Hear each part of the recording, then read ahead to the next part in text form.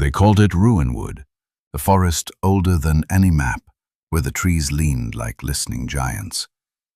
The villagers said that if you walked too deep after sunset, you'd hear her voice, a whisper soft enough to draw you closer, but never to return. Elias, a historian, arrives in the nearby village to research the legend. Every villager had a story. A brother who vanished, a traveler who followed a voice. A woman found days later, her hair turned white. They said the maiden wasn't a ghost, but a memory. The forest's memory. An old woman warns Elias to stay away, telling him, "She whispers your name only when it's time." The deeper he walked, the quieter the world became.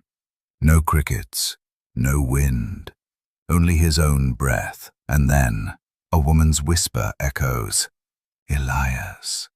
The voice was soft, gentle, almost kind, like someone who once loved him.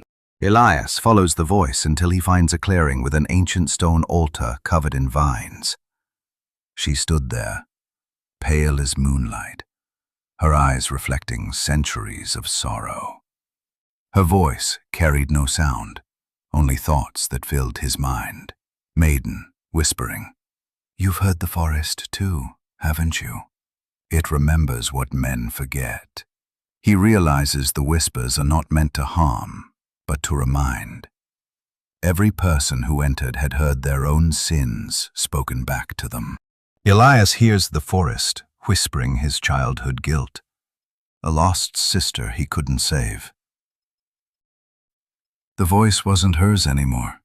It was his sister's. Every regret, every silence echoed through the woods. He fell to his knees as the trees began to breathe around him. The maiden approaches, touches his forehead, and the forest goes silent.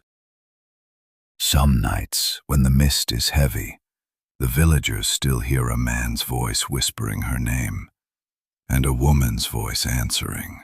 The forest, still and silent, then faint whispering begins again.